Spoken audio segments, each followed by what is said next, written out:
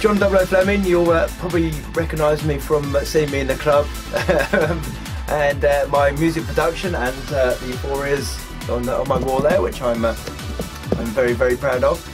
And today I'm going to take you through how I made, well, myself and Digital Blonde, which you'll be aware that we've done lots of stuff together. Actually, we had our debut album on Euphoria 2 years ago, and we remade Jean Michel Jarre's Oxygene.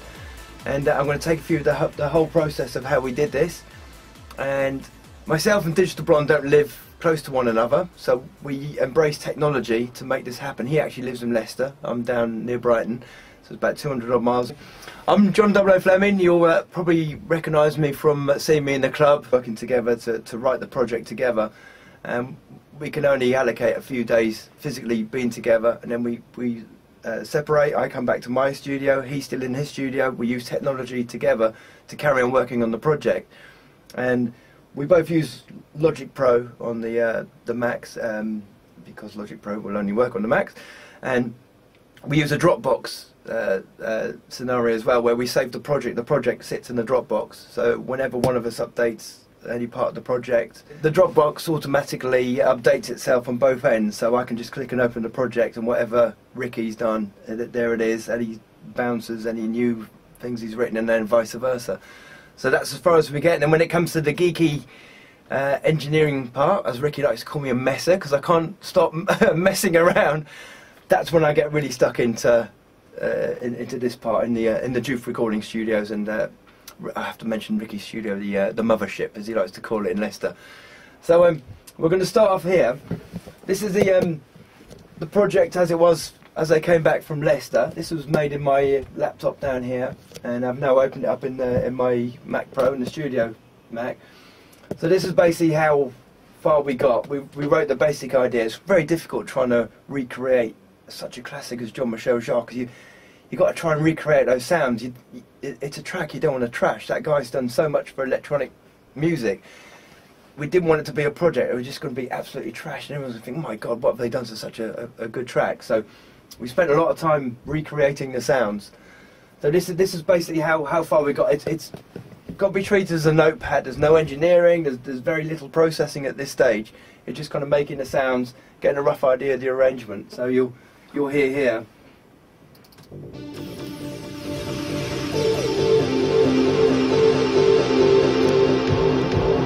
you recognise the melody there. It's very, very basic, and this is how it all starts. You have to start somewhere, and you'll hear everything sounds a mess.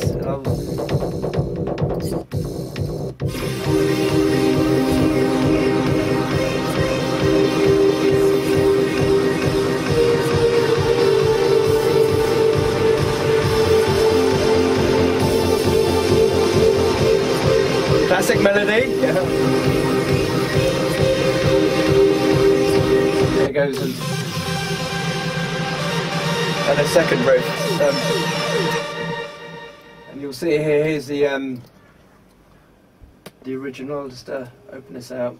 So that's how the original melody started. There's the second riff.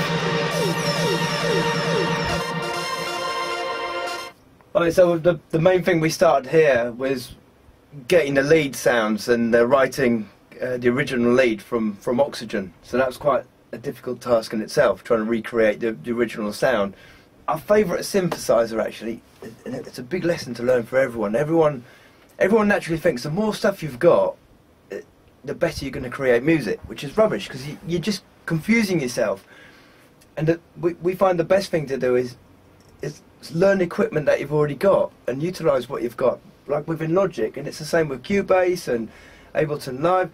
The synths that are in there are fantastic, and the synth really is, it's just a sound. It either has 3 oscillators, 2 oscillators, 1 oscillator. It's just a tone, and from that one tone you can create multiple sounds from it. Like that one tone, it's like, as I'm speaking now, all the tones you hear in the natural world is just a tone.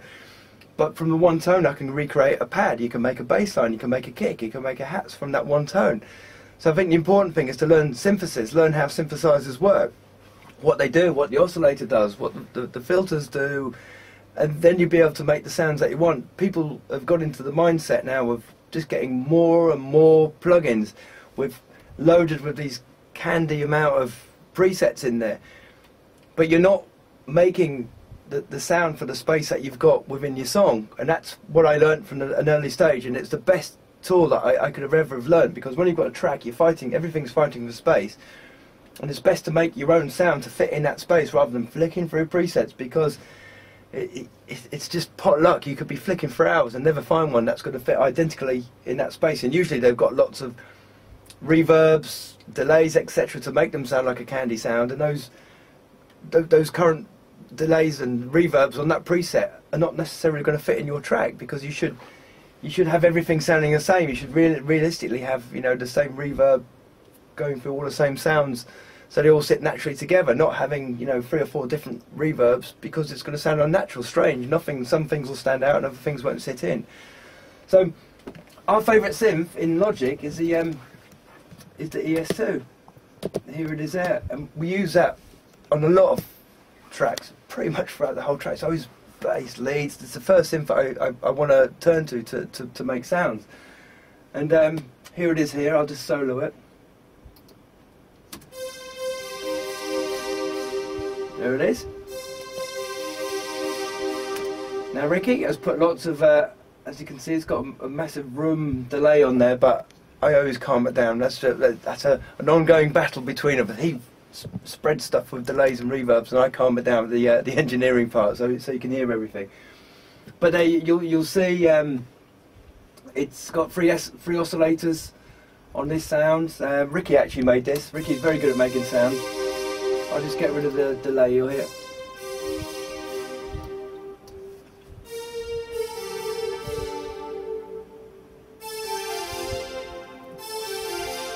There it goes, and in the end, you'll see as the track progresses, I felt that one layer by itself wasn't enough, and I'll show you later on how I've laid it. I think there's about 4 layers with it all together, just to make it sound nice and thick and wide, and to fill the space which I felt it needed in the track. So there was more sounds added to that. I think there's one there also, which it's got 2 at the moment. It's more of a brassy sound, which was in the original one. So we kept nodding back to the original, trying to keep a bit of the original sound but also bring it up to date. You know, it's got to sit into an electronic dance music track, so you know, we felt, because remember that track's like 30 years old now, and you have to keep remembering this as you go along, so we didn't want to, if we recreated the exact original sound, it might sound a little bit dated in a modern track, so you know, we had to bring it up to date and bring some kind of some electronic synthesis to it as well, so make it sound really nice and sparkly and dancey. So okay, like I said earlier, this is just kind of like a notepad, and have to look at it like a notepad. It's not the finished polished track, it's just literally, imagine me with a Scrabble notepad together, me and Ricky together, right, okay, we're going to write the melody. So we just put beats here as a background thing, so we've got something to work to. These don't end up as the official kick. We changed this, I changed the hats, I changed a lot of it, and it's just literally to get the core of the track down, to get the idea, to get the melodies and the strings, and from this the track progressed. So we had the raw idea, and once it started coming together, we were happy with the sounds. That's when we start stripping things back, think, okay, to me, the way I work, I kind of look at the important thing of the track, and you know, it depends what it is. If you're working on a vocal track, to me that's the important part of the track, that you want to be the feature. It has to stand out, so you kind of build everything around that, so the vocal is going to come across, because if you put the vocal in last, it might be covered by other sounds, and you kind of got to make a gap for that vocal to sit in, which is harder. If you do it from the other way around, it's easier. So here the leads are the important thing, you know, that's the feature of the track. You know, everyone knows that Oxygene melody, there's 2 key ones in there. So the way I worked with this track is to work on the melodies first, and then start building everything else around it. But with a dance track, predominantly the beats and the bass are very important too, so you know, that's what drives the track. So I kind of did the leads and then worked onto the beats, the percussion, to make it nice and sharp and punchy,